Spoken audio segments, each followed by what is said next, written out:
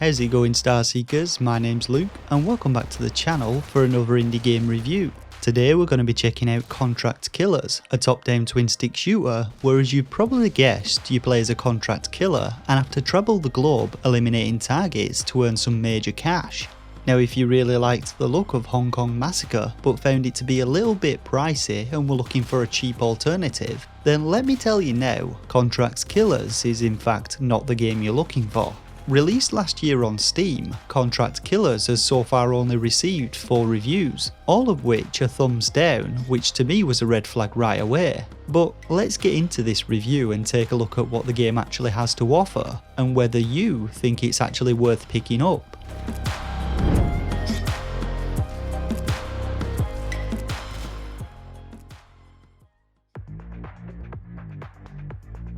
So the main menu of Contract Killers actually seemed pretty promising. For one, it's got a nice skull logo, and two, it's got some pretty mean sounding rock music. Now, upon first beginning a new game, you're offered a selection of characters, each of which you can barely make out, and I first assumed that each of them would offer a different perk, but from what I can tell the selection is purely visual, which really doesn't matter when you get into the game.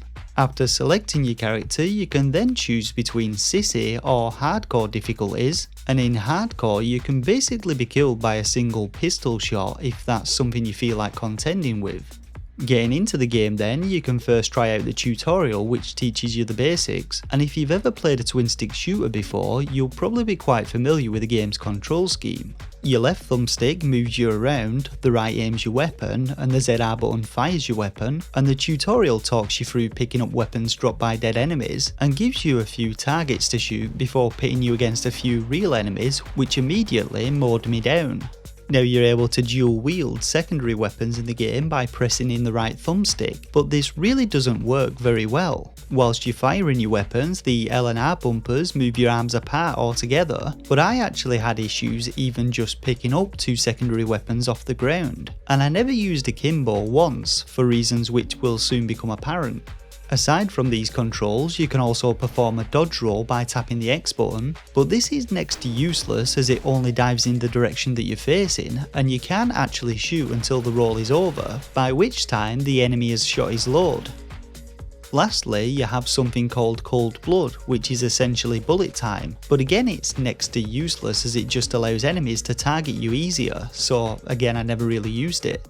Getting into the main game then, you first get to select a mission from a map, which is simply annoying to navigate, and following this you select your loadout, but you only start with 50 grand, which can afford you a pistol and a melee weapon and nothing more. Each contract that you undertake offers a reward for completing it, and the targets have different threat levels indicating their potential difficulty, but again I'd take this with a pinch of salt.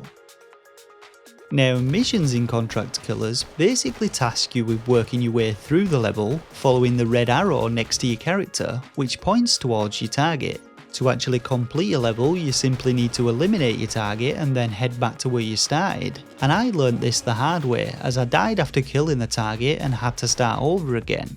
Now, each level in the game features a different layout, and the themes sometimes relate to the target. This Mr. Robot fella, for example, is apparently a cultist, and so in his level we get to bust our way into some sort of church area, but I would say that overall, a lot of the levels featured the same textures, furniture and character models, so very few of them actually stood out or were memorable in any way. After completing levels, you earn yourself a bit of cash, which can be spent on new weapons, but enemies only take a single hit to kill with any weapon that you use. The only difference I noticed with weapons was when using the big machine gun, whose accuracy isn't that good, so you're best off just taking a rifle or SMG into a mission to get the job done. So when it comes to the combat in Contract Killers, this is where things just fall apart entirely. For a start, enemy AI in the game is incredibly poor. Most of the time they simply just walk or run the way towards you, but they can also be killed off screen, and they don't start firing at you until they get at least a quarter of the way onto your screen. Unlike other games in the genre, enemies don't actually react to your gunfire, and instead they're just scripted to come at you after you kill a particular enemy or walk over a trigger point. On the flip side, enemy reaction speed is also ridiculous, and you have almost no chance of peeking doors without taking a hit. As mentioned before, bullet time or diving into a room really doesn't help much, and frequently enemies will also fire straight through doors or walls at you. Now when it comes to your character and aiming, things are also pretty screwed. First of all, you can pretty much ignore your aiming marker because it's near impossible to see most of the time as it doesn't stand out against most of the game's white flooring. And secondly, because the auto aim in the game is so strong that despite you aiming at an enemy straight ahead of you, your bullets will go where they please, locking onto other enemies. Not only is the auto aim incredibly frustrating at times, but it also removes any sort of challenge from the game, as you simply need to aim in the general direction of an enemy and then tap your shoot button to kill them in a single hit. After playing a level a few times, you'll also know where all the enemies are positioned so you can shoot them before they're even on screen. Now when it comes to the game's bosses, beside them being armed with more powerful weapons, they're really no different from normal enemies. Instead of taking a single hit, they take 2 or 3 shots to kill, but again you can simply shoot them off screen. Now I played through about 12 of the game's 24 levels, and aside from the layouts and enemy positioning, every level was essentially the same, and I can't say that the threat levels seemed to make much difference whatsoever. The hardest thing about contract killers were actually enemies who stood beside doors and refused to move, but I soon learned that I could actually shoot through doors at enemies, and this just rendered any threat that they initially posed meaningless. Now visually the game looks stylish in the screenshots, but when playing all that white becomes an eyesore, especially when moving through areas with patterned tiled floors.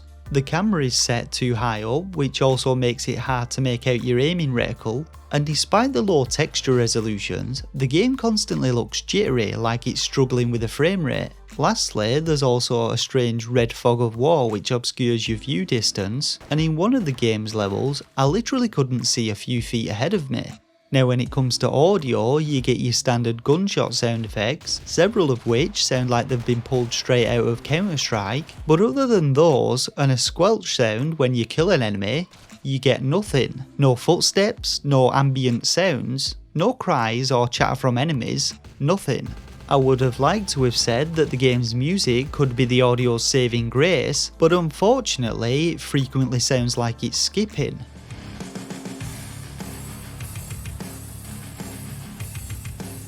And this just got on my tits, so I muted it after about a minute worth of playing the game. So overall, I thought Contract Killers gave the impression that it had the potential to compete with the likes of Hong Kong Massacre, but unfortunately, it fails miserably.